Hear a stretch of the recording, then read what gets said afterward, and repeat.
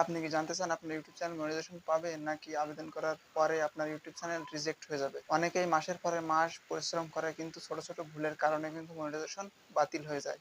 আজকের এই ভিডিওতে আমি আপনাদের দেখাবো কিভাবে আবেদন করার আগেই বুঝবেন আপনার চ্যানেল মনিটাইজেশন হবে কিনা, কোন ভুলগুলো করলে রিজেক্ট হতে পারে আর কি করলে মনিটাইজেশনের সম্ভাবনা বাড়বে। এই ভিডিওটি শেষ পর্যন্ত দেখুন, কারণ শেষে এমন কিছু গুরুত্বপূর্ণ টিপস শেয়ার করবো যা নতুন ইউটিউবার কিন্তু অনেকেই জানেন না। চলুন শুরু করা যাক। আমরা অনেকেই জানি একটা ইউটিউব চ্যানেলে 1000 সাবস্ক্রাইব এবং 4000 ঘন্টা ওয়াচ টাইম কিন্তু মাস্ট বি কমপ্লিট করতে হবে। আর শর্ট চ্যানেলের ক্ষেত্রে 1000 সাবস্ক্রাইব এবং 10 মিলিয়ন ভিউজ কিন্তু গেইন করতে হবে, তাছাড়া কিন্তু মনিটাইজেশন হবে না। তো তার পরেও কিন্তু কিছু রুলস রয়েছে, সেগুলো কিন্তু আপনাদেরকে অবশ্যই মানতে হবে।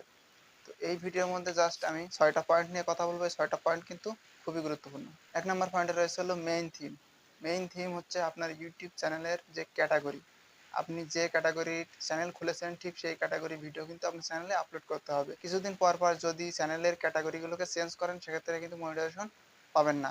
2 নম্বরে রয়েছে হলো মোস্ট ভিউজড ভিডিও, অর্থাৎ আপনার যে ভিডিওতে বেশি পরিমাণ ভিউজ রয়েছে সেই ভিডিওটা কিন্তু ইউটিউব চেক করবে যে ওই ভিউজগুলো আসলে অর্গানিক কিনা বা আপনি কোনো ফেক ভিউজ ওই ভিডিওতে এসেছে কিনা সেটা কিন্তু ইউটিউব চেক করে দেখবে। তো অবশ্যই কিন্তু আপনার অরিজিনাল ভিউজ থাকা লাগবে। মোস্ট ভিউজ যে ভিডিওগুলো সব থেকে বেশি ভিউজ সেই ভিডিওটা। 3 নম্বর পয়েন্টে রয়েছে হলো নিউয়েস্ট ভিডিও, অর্থাৎ আপনি যে নতুন যে ভিডিওগুলোকে আপলোড করতেছেন সেই ভিডিওগুলো কিন্তু ইউটিউব চেক করে দেখবে যে আসলে সেই ভিডিওগুলো মনিটাইজেশনের যোগ্য কিনা। 4 নম্বর পয়েন্টে রয়েছে হলো biggest performance and watch time, অর্থাৎ আপনার কোন ভিডিও থেকে বেশি ওয়াচ টাইম জেনারেট করছে, আপনার 4000 ঘন্টা ওয়াচ টাইম যে পূরণ হয়েছে সেটা কোন জায়গা থেকে জেনারেট করছে সেটা কিন্তু ইউটিউব চেক করবে যে ওই ওয়াচ টাইমগুলো আপনার অরিজিনাল কিনা বা আপনি ফেক কোনো ওয়াচ টাইম ঢুকিয়েছেন কিনা আপনার চ্যানেলের ভিতরে সেটা কিন্তু ইউটিউব চেক করে দেখবে। 5 নম্বর পয়েন্টে রয়েছিল ভিডিও মেটাডেটা, সেটা হলো টাইটেল, থাম্বনেল এবং ডিসক্রিপশন। এই 3টা জিনিস কিন্তু ইউটিউব চেক করবে। আপনি কোন রিলেটেড থাম্বনেল ব্যবহার করতেছেন, কোন রিলেটেড টাইটেল ব্যবহার করতেছেন এবং কোন রিলেটেড ডিসক্রিপশন ব্যবহার করতেছেন সেটা কিন্তু ইউটিউব চেক করবে যে আপনার ভিডিও রিলেটেড টাইটেল, থাম্বনেল এবং ডিসক্রিপশন এই 3টা জিনিস ভিডিওর সঙ্গে ম্যাচ করতেছে কিনা সেটা কিন্তু ইউটিউব চেক করে দেখবে। 6 নম্বর পয়েন্টের সর্বশেষ যেটা রয়েছে সেটা হলো চ্যানেল অ্যাবাউট সেকশন। এটা কিন্তু খুবই গুরুত্বপূর্ণ, কারণ আপনার ইউটিউব চ্যানেলে মনিটাইজেশন দেওয়ার জন্য এটা কিন্তু খুবই গুরুত্বপূর্ণ। সেটা হলো আপনার চ্যানেল অ্যাবাউট সেকশন।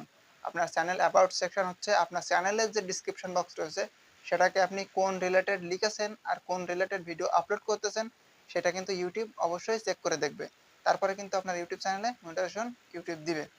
তো আসলেই এই বিষয়গুলো কিন্তু আপনি যদি আগে থেকেই লক্ষ্য করে দেখতে পারেন তাহলে আপনি নিজেই বুঝতে পারবেন আপনার ইউটিউব চ্যানেলটা মনিটাইজেশনের জন্য যোগ্য কিনা।